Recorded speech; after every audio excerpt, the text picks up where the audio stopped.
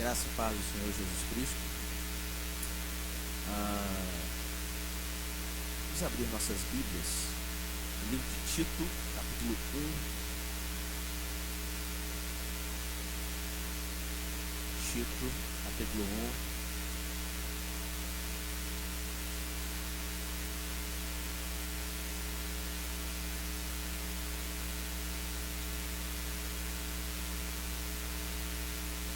Vamos ler os primeiros 2 versículos.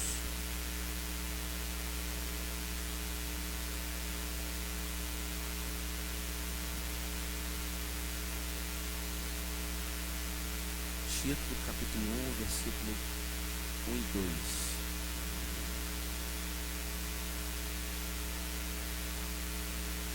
Vamos ler pausadamente o texto bíblico.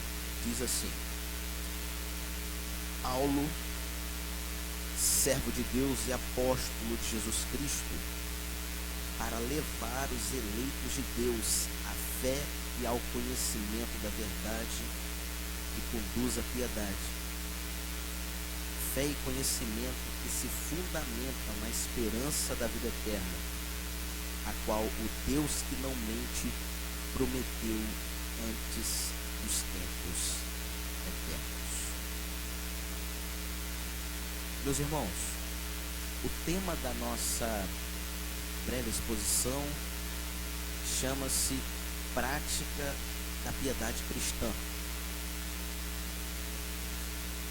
E nós vamos fazer algumas breves abordagens aqui da importância da piedade, quais são as práticas piedosas descritas pela Escritura, e também vamos falar qual é a relação entre a piedade e outras virtudes cristãs. O texto que nós lemos encontra-se na carta do apóstolo Paulo a Tito.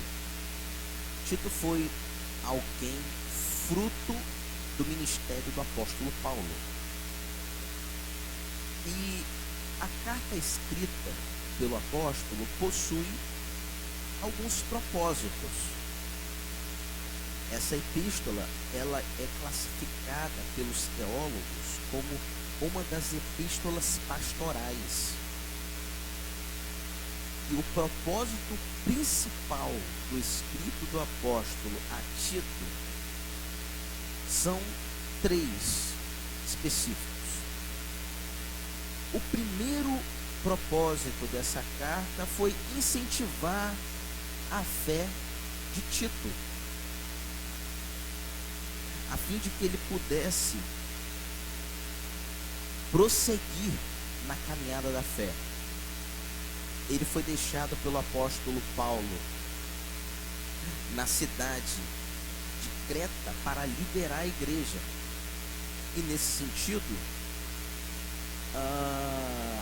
em meio às dificuldades que surgiram, às perseguições que começavam a brotar, o apóstolo escreve para encorajar o seu irmão na fé e, como o próprio apóstolo Paulo considera, filho na fé comum. Então, o primeiro propósito dessa carta é encorajar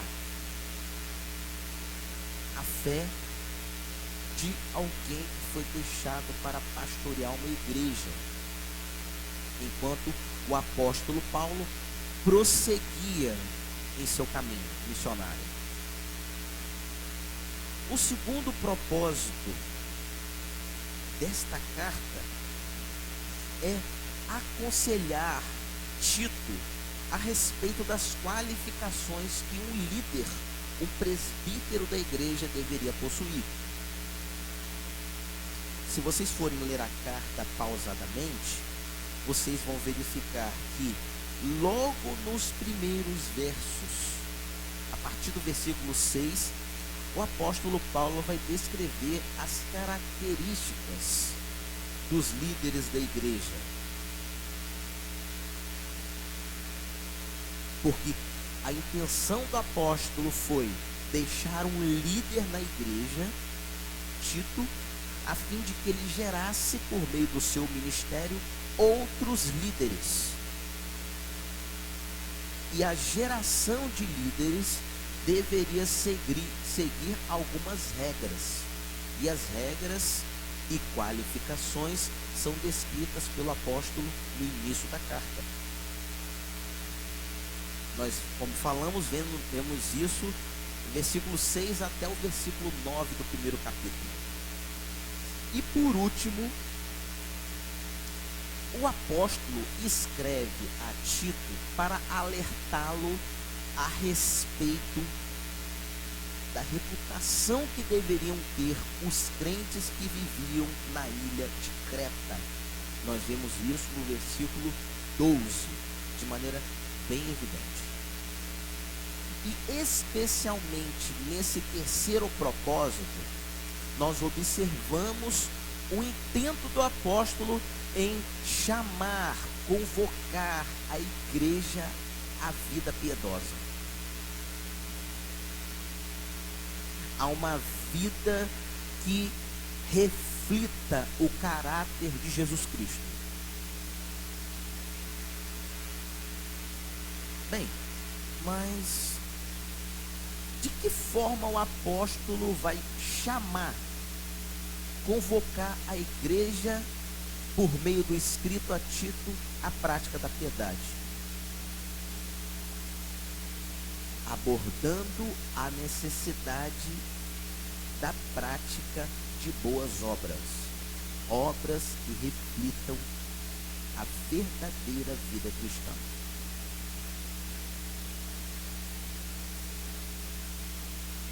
Interessante que quando nós falamos de piedade,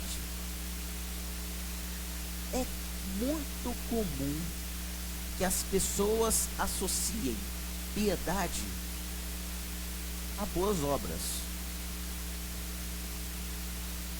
Piedade a uma vida madura. Mas não é só isso. Uma vida piedosa vai além disso. Porque, como nós sabemos, você pode praticar boas obras e não ser verdadeiramente convertido. Obras que aos olhos do homem são coisas boas, mas que um ímpio pode praticar.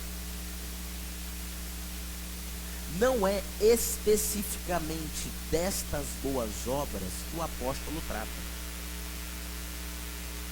O apóstolo trata de boas obras frutos de uma fé verdadeira. E esta fé verdadeira vem acompanhado do conhecimento da verdade. E estas são somente geradas no coração dos eleitos. O primeiro versículo deixa isso muito evidente. Vamos lá.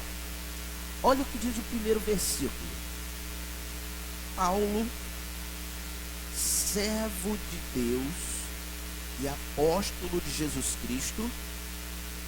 Agora ele vai dizer o propósito do apostolado dele: para levar os eleitos de Deus à fé e ao conhecimento da verdade. Qual é o resultado da fé e do conhecimento da verdade? O apóstolo esclarece: que conduz à piedade. Se nós ficássemos somente nesse versículo aqui, nós aprenderíamos muitas coisas. Muitas. Primeira, o ministério tem um propósito. E esse propósito é coletivo, não é individual. O propósito do ministério do apóstolo Paulo era para benefício da igreja. Não existe verdadeiro ministério onde o benefício primeiro é pessoal, é ganho material, é prestígio social. Isso não existe à luz da Escritura. Porque o apóstolo diz que ele é servo de Deus e apóstolo de Jesus Cristo diz a respeito de finalidade, para levar os eleitos à fé e ao conhecimento da verdade.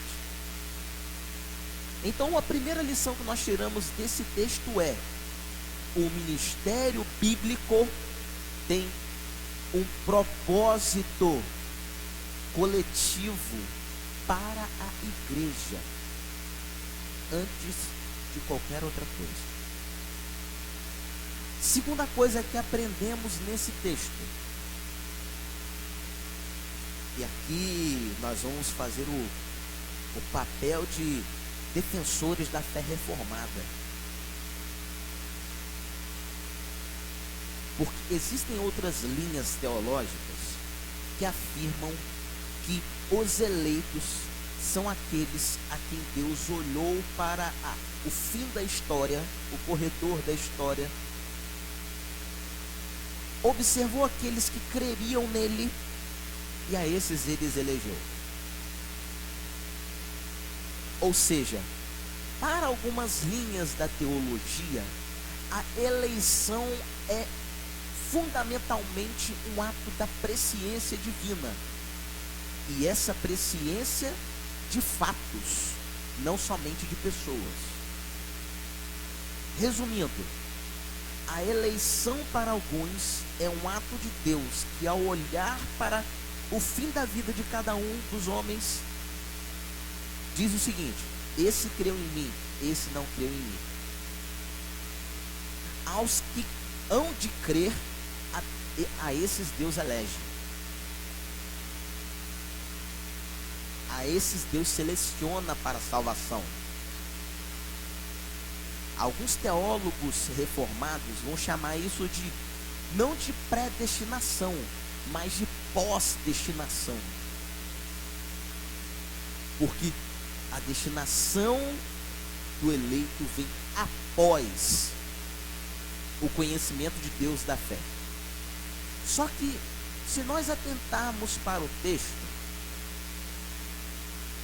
a Nova Versão Internacional, a NVI, traduz esse texto de maneira muito clara e diz que o propósito do apostolado é levar os eleitos à fé. Primeiro alguém é eleito, depois a eleição produz, em um momento da história, a fé verdadeira.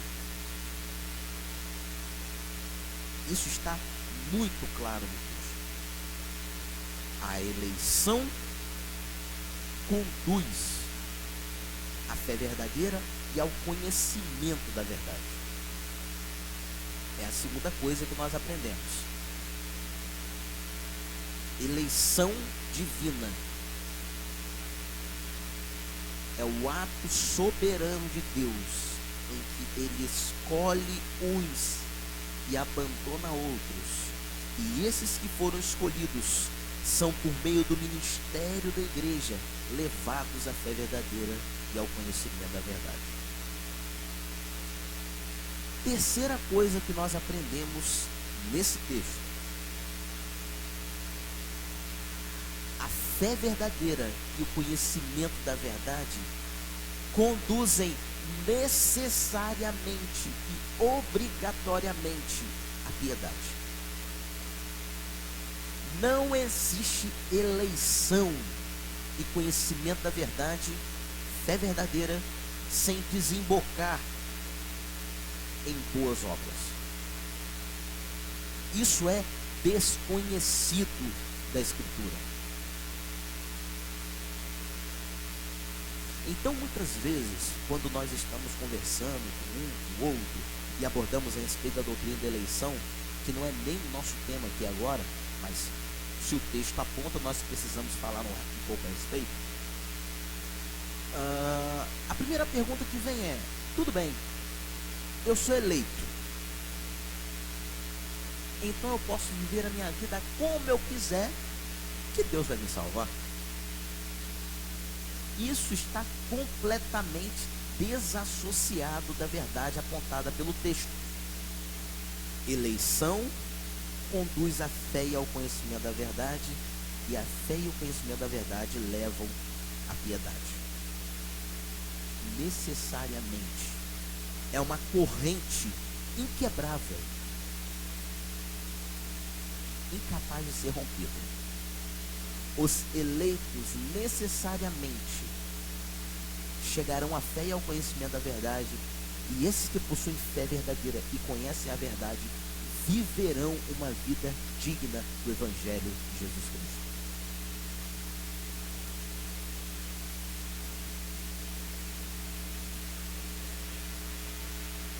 Aí vocês perguntam, mas por que será que Tito está falando a esse respeito, que o apóstolo Paulo está falando a Tito a esse respeito? Muito simples. Se nós formos para o versículo 16, vamos para o verso 16 do texto.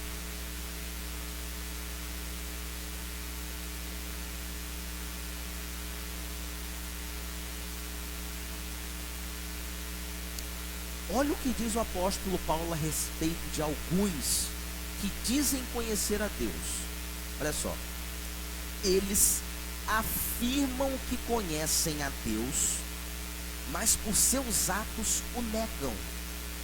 São detestáveis, desobedientes e desqualificados para qualquer boa obra. Então, o apóstolo Paulo escreve isso sabedor de que existem na igreja pessoas que dizem conhecer a Deus,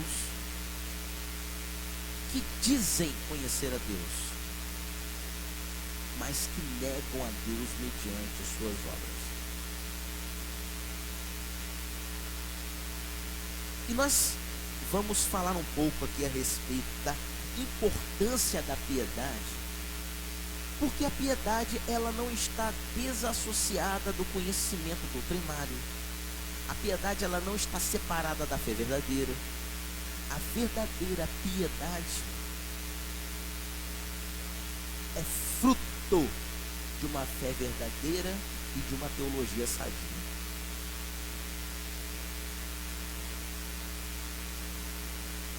E vocês podem estar se perguntando, qual é o conceito de piedade? O que significa essa palavra? Bem, a palavra piedade no grego significa, ela pode ser transliterada como eusebeia. Essa palavra em grego, que nós traduzimos como piedade, está associada a uma vida de fidelidade para com Deus e um bom testemunho diante dos homens. Duas coisas muito importantes que estão estritamente ligadas à piedade: vida de fidelidade a Deus e bom testemunho diante dos homens. Esta palavra piedade, ela ocorre 43 vezes em toda a Escritura. 27 vezes no Antigo Testamento e 16 vezes no Novo Testamento. E ao estudarmos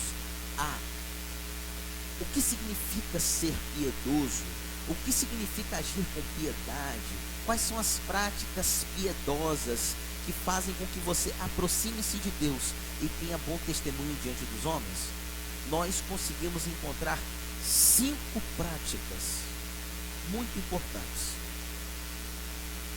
Primeira prática que reflete uma vida piedosa. Primeira delas, amar a Deus de todo o coração. E aí nós não podemos deixar de citar Mateus capítulo 22, do versículo 36 ao 38, quando Cristo é interpelado e é feita uma pergunta a Jesus do seguinte: Mestre, qual é o maior mandamento da lei?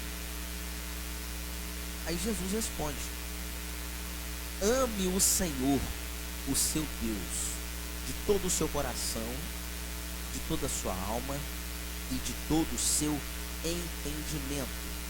Este é o primeiro e o grande mandamento.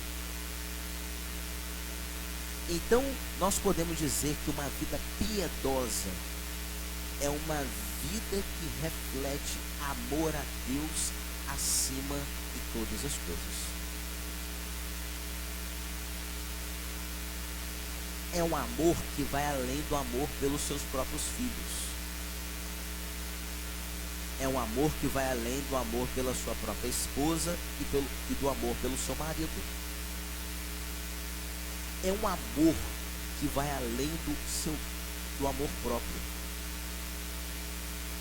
É um amor capaz de fazer com que o amante, que é o cristão, dedique ao seu amado a sua própria vida, se possível, com derramamento de sangue. Nós vemos isso na história da igreja. Homens que amavam a Cristo acima da sua própria vida.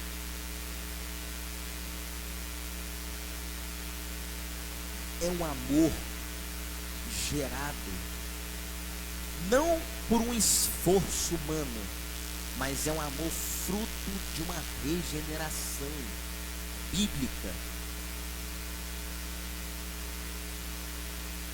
É um amor tão profundo e muitas vezes escandaloso, onde nós vemos homens que odiavam a Deus com toda a sua alma e após o encontro com Jesus Cristo, serem capazes de amar a esse Cristo acima de qualquer coisa e qualquer circunstância.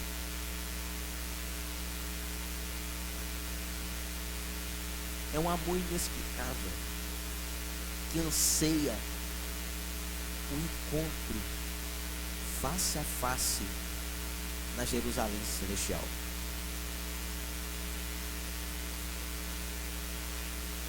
Como diz um antigo hino, quando nós chegarmos lá, primeiro eu quero ver o meu Salvador.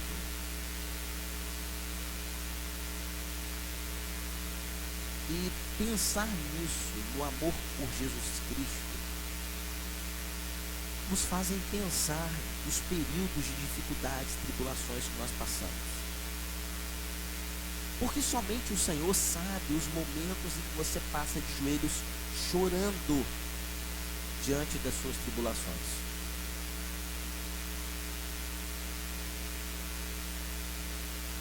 Só Ele sabe. Imagine como será aquele grande encontro, onde nós estaremos diante daquele que todos os dias esteve ao nosso lado, enxugando as nossas lágrimas. Estaremos diante daquele a quem nós dedicamos a nossa vida, abrimos o nosso coração.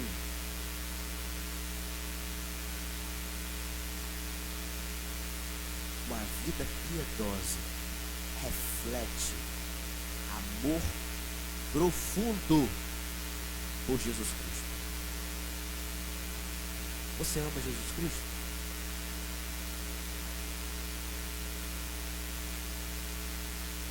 Mas amar a Jesus Cristo é amar o Cristo da Escritura.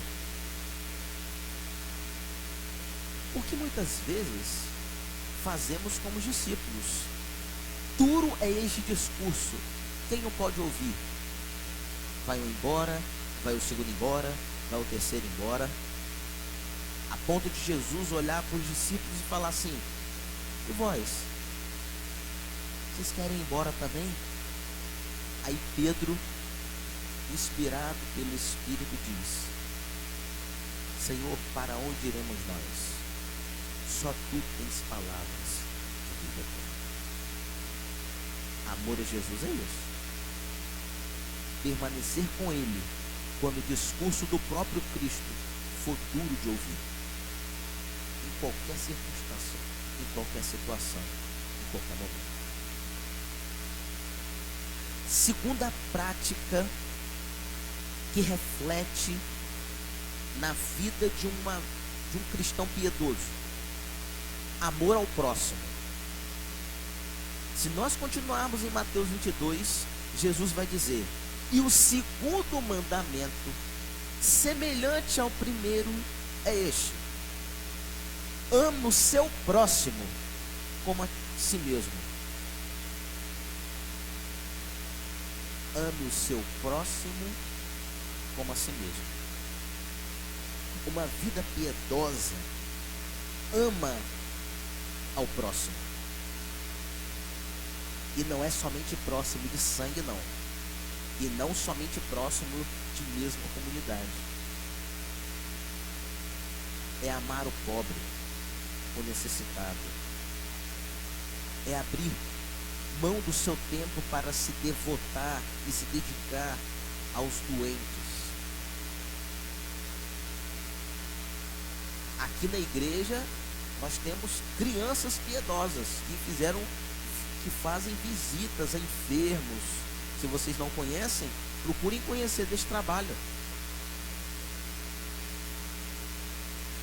Uma vida de dedicação ao próximo, nós podemos dizer que foi o slogan que impulsionou a igreja primitiva.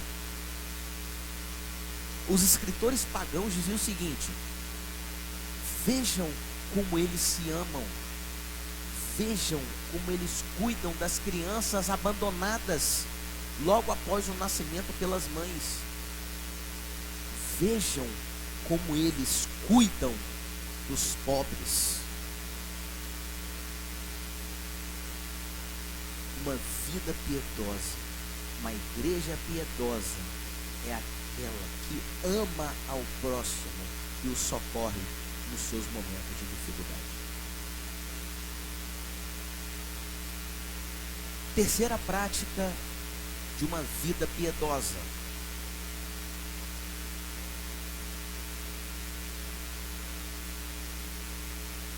estudo e dedicação na leitura da Escritura. Vocês querem ver? Um coração em chamas de amor por Jesus Cristo e pelo próximo está sempre encharcada de Bíblia.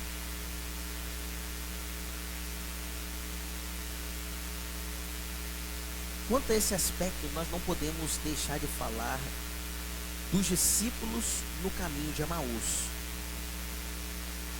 Após todo episódio da morte do Cristo, daquele que era a esperança de Israel, alguns discípulos saíram de Jerusalém indo para o caminho de Emaús. Enquanto alguns discípulos estavam ali conversando, chega um homem estranho para conversar com eles. Conversa aqui, conversa um pouco ali, e os discípulos vão percebendo que o coração começa a pegar fogo. Tem alguma coisa estranha aqui. Meu coração está ardendo.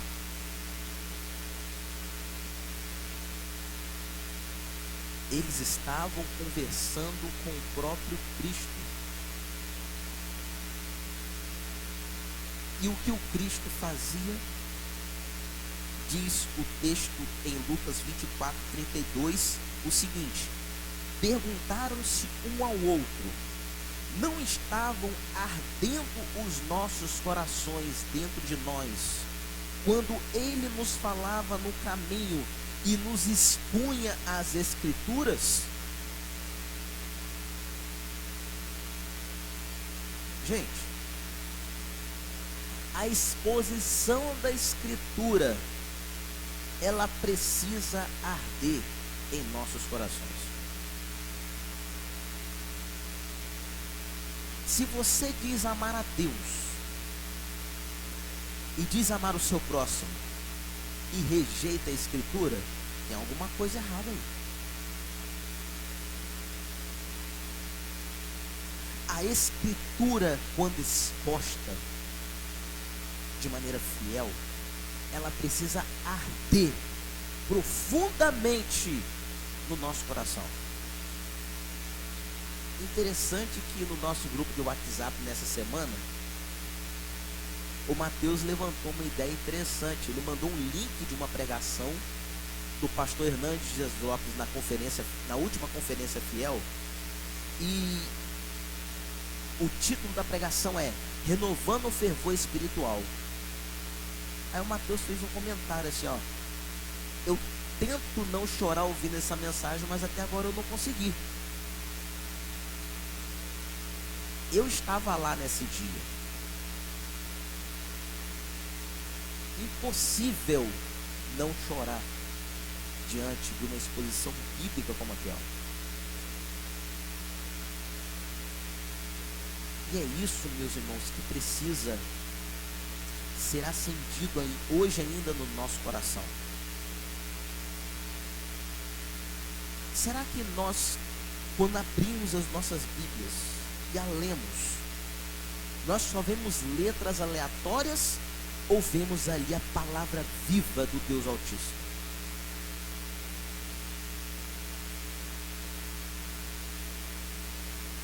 Será que quando nós abrimos o texto bíblico, nós vemos letras como que se fossem feitas de ouro, tamanha preciosidade?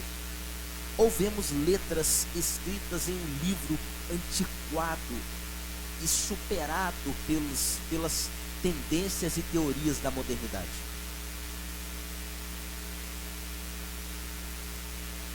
Para alguém regenerado, como discípulos apresentaram ao caminho de Emaús, a palavra, quando exposta, ela arde no coração. Um cristão piedoso ama a Escritura. Por isso desconfie daqueles que dizem que a letra mata. A letra da Escritura mata a ignorância, mata o pecado, mata tudo que não procede de Deus, mas traz vida e vida eterna. Por isso nós podemos dar um brado como os reformadores: sola a Escritura, somente a Escritura é infalível e ela é suficiente para a vida da igreja. Quarta prática de uma vida piedosa: zelo pela sã doutrina. Uma vida piedosa nunca vai dizer o seguinte: meu filho, esqueça a teologia. Nunca vai te dizer isso. Por quê? Onde nós vemos zelo do próprio Cristo pela sã doutrina? Mateus, no capítulo 7, no versículo 28, ou melhor,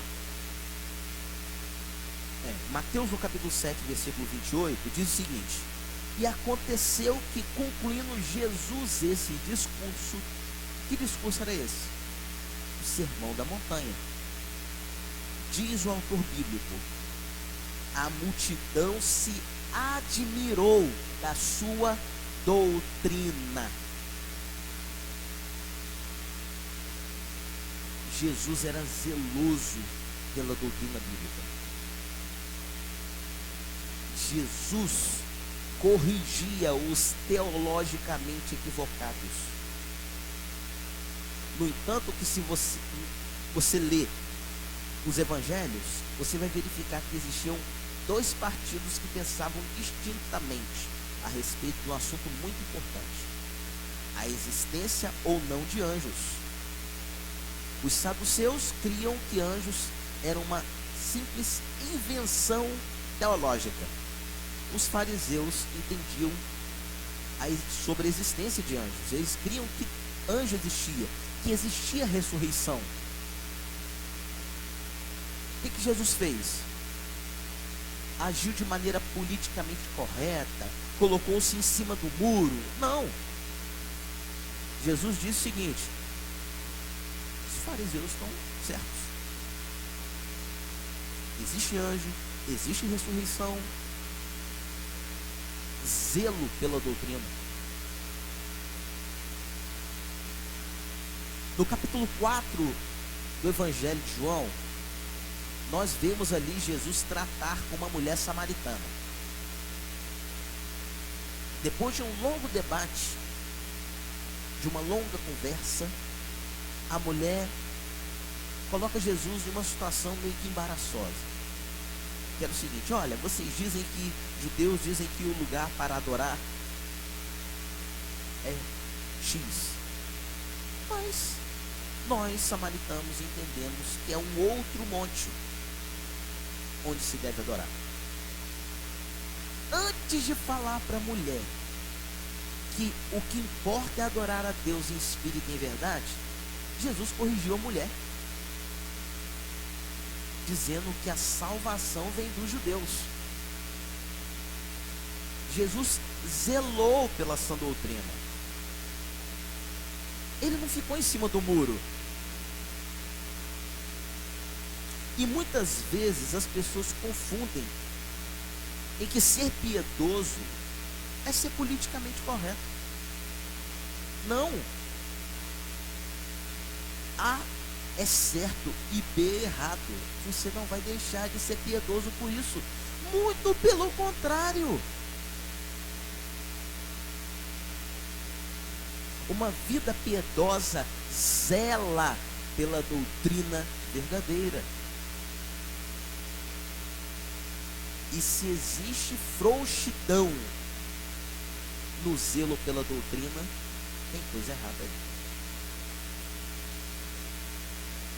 E a quinta prática de uma vida piedosa, e não poderíamos deixar de citá-la: vida de oração. Lucas capítulo 5, no versículos 15 e 16, diz o seguinte: que as notícias a respeito de Jesus começavam a se espalhar, de forma que as multidões vinham para ouvi-lo e ser curada por ele. Mas o texto diz o seguinte: todavia, ou seja, apesar da multidão se aglomerar para ouvir Jesus pregar e ser curada por ele, em muitos momentos Jesus abandonava todo mundo e se retirava para os lugares solitários para orar.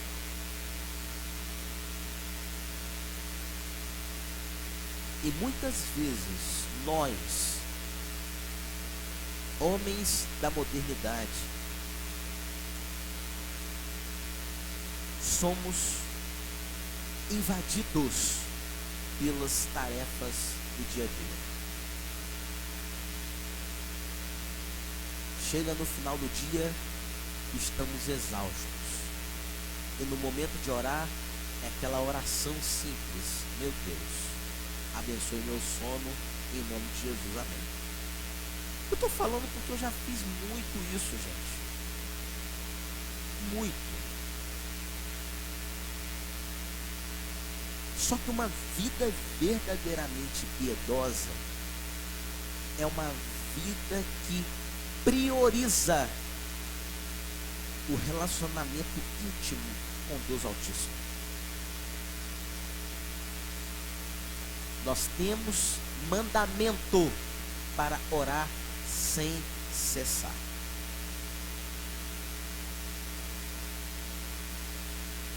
Uma igreja piedosa, composta por membros piedosos, valoriza reunião de oração.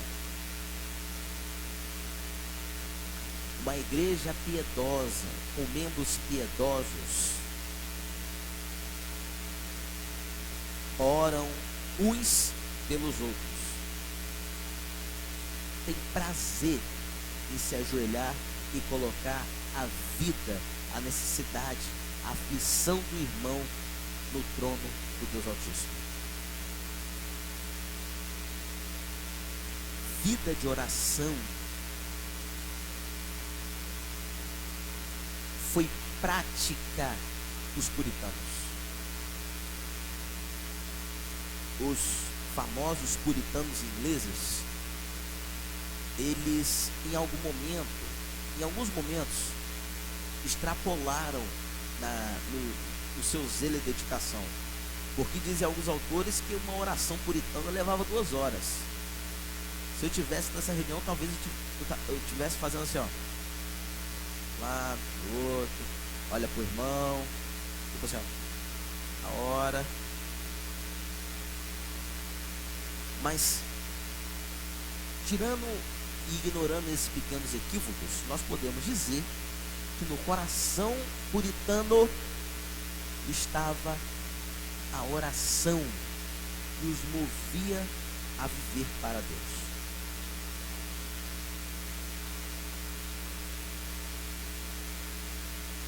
Precisamos orar. O Cristo, mesmo próximo à sua crucificação, ele chamou 3 dos mais próximos discípulos e os convidou a orar. E Jesus orava de tal forma por mim e por você, que ele suava gotas de sangue. Tamanho sofrimento, tamanha angústia, tamanha entrega em oração diante de Deus. Vida piedosa. Vida piedosa ama a Deus acima de todas as coisas. Ama ao próximo como a si mesmo. Dedica a vida no estudo da Escritura. Zela pela sã doutrina e vive em oração constante diante do Senhor. Diante disso tudo, eu pergunto a mim: será que eu amo mais a Jesus Cristo do que amo a Natan, meu filho de 6 meses?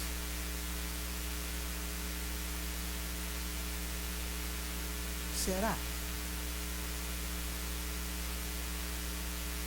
Será que eu amo ao meu próximo como eu amo a mim mesmo?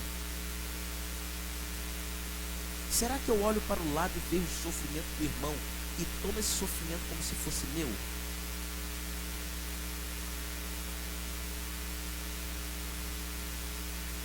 Será que eu sou eu?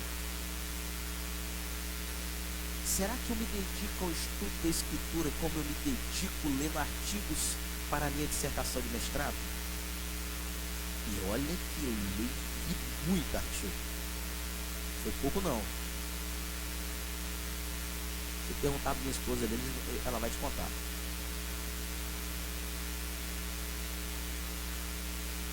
Será que eu fiz isso? Será que eu tenho zelo pela sã doutrina? Eu. Não os irmãos não. Eu. Será que eu tenho esse zelo? Será que dá comichão nos meus ouvidos alguém falar contra a doutrina da Trindade?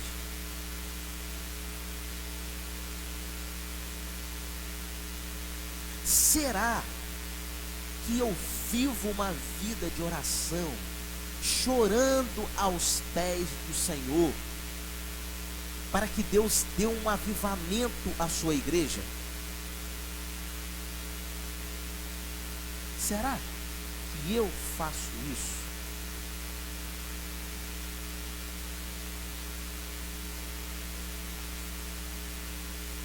Diante dessa pequena avaliação, eu chego à conclusão de que eu tenho um longo caminho pela frente. Um longo caminho. E que Deus tenha misericórdia de mim.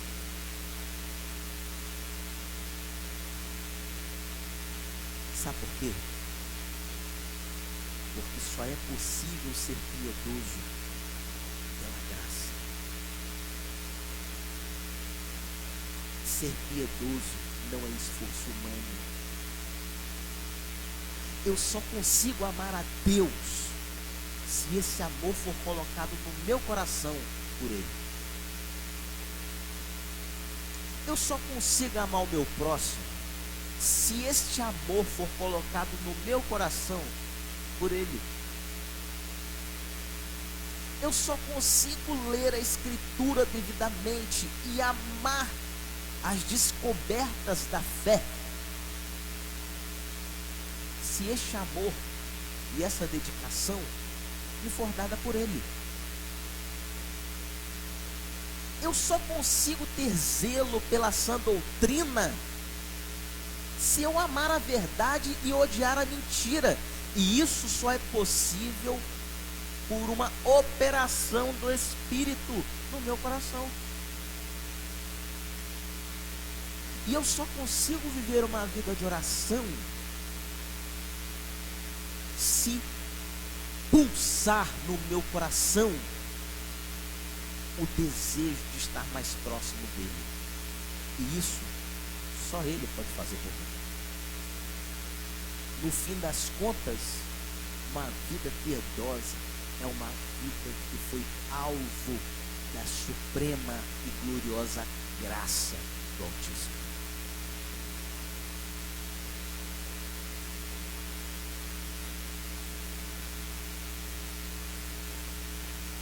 Meus irmãos,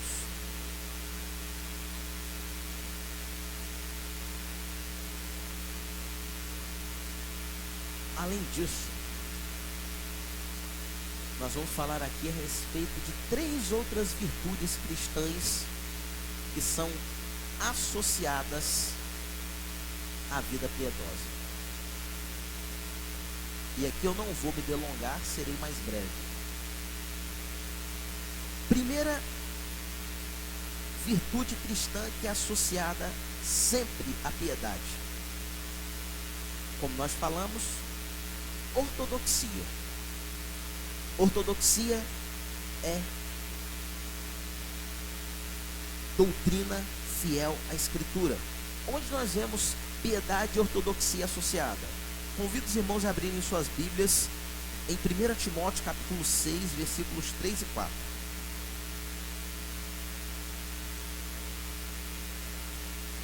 1 Timóteo capítulo 6, versos 3 e 4.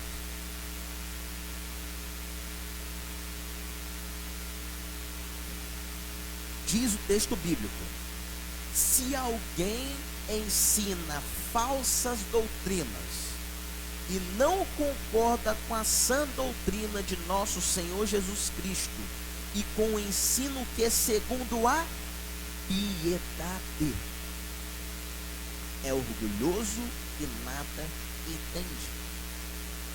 Então vejam vocês que o apóstolo Paulo, escrevendo a Timóteo, faz uma ligação clara de doutrina bíblica, ortodoxia. E esta ortodoxia e essa doutrina bíblica, ela é segundo a piedade. Não tem como desassociar vida correta de doutrina correta. Segunda virtude que está sempre associada à piedade: contentamento. Se formos adiante nesse mesmo texto, dos versículos 6 a 8, o apóstolo vai dizer o seguinte, de fato, a piedade com contentamento é grande fonte de lucro, pois nada trouxemos para este mundo e dele nada podemos levar. Por isso, tendo o que comer e o que vestir-nos, estejamos com isso satisfeitos. Nesse sentido, é praticamente impossível dizer que alguém é piedoso e esse alguém piedoso é ganancioso. Porque piedade está associada com contentamento. Eu estou satisfeito, tendo o que comer e o que vestir. Se Deus me der mais, glória a Deus. Mas se não me der mais, glória a Deus do mesmo jeito. Terceira virtude cristã que está sempre associada à piedade: uma vida sossegada e tranquila. Onde nós verificamos isso na Escritura? Ainda em 1 Timóteo, vamos voltar para o capítulo 2, versículos 1 e 2, dizem o seguinte: antes de tudo, recomendo que se façam súplicas, orações, intercessões e ação de graças por todos os homens, pelos reis e por todos que exercem autoridade, para que tenhamos uma vida tranquila e pacífica, com toda piedade e dignidade. Então observe que existe uma associação entre vida piedosa e uma vida tranquila, sossegada, vida com paz. Meus irmãos, como nós falamos, eu tenho certeza que você também, nós temos muito a aprender. Mas o nosso principal modelo de aprendizado não são os puritanos, não são os reformadores, não são os pais da igreja. O principal modelo de piedade é Jesus Cristo. Porque o mistério da piedade, diz a Escritura, está concentrada na sua encarnação, na sua vida, na sua morte e na sua ressurreição. Para finalizar a nossa breve exposição, convido aos irmãos a abrirem suas Bíblias ainda em 1 Timóteo, no capítulo 3, dos versos 14 a 16.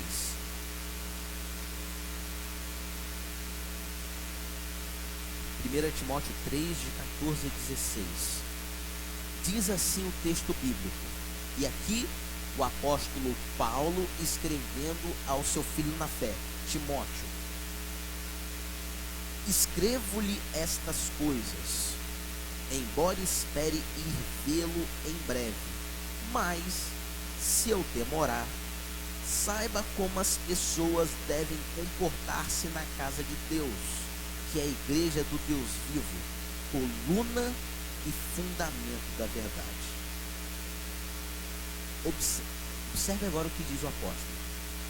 Não há dúvida de que é grande o mistério da piedade.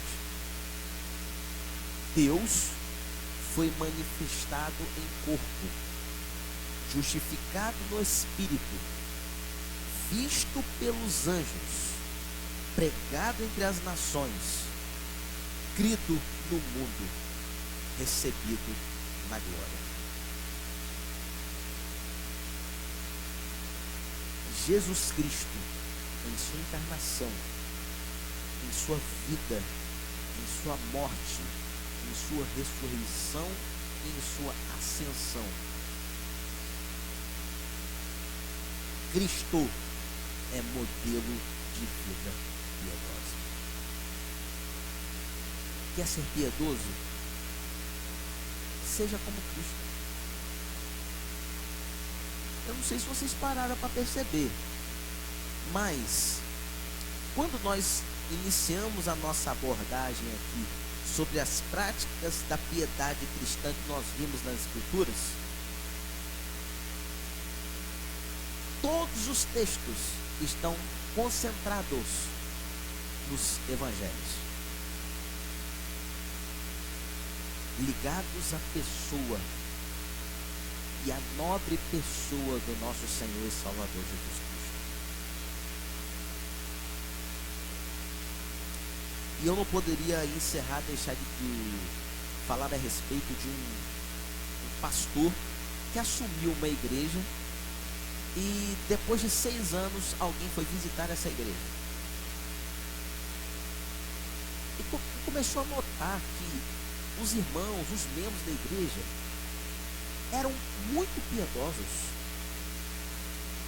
Esses irmãos refletiam em suas atitudes o caráter de Jesus.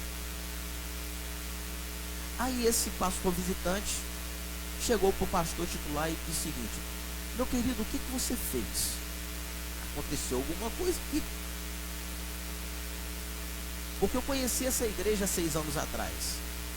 E estou vendo aqui uma coisa totalmente distinta, diferente. Esse pastor titular virou-se para o seu amigo e disse: meu querido, eu não fiz nada. A única coisa que eu ajudei a fazer foi pregar sobre Jesus Cristo nos meus 6 anos de ministério.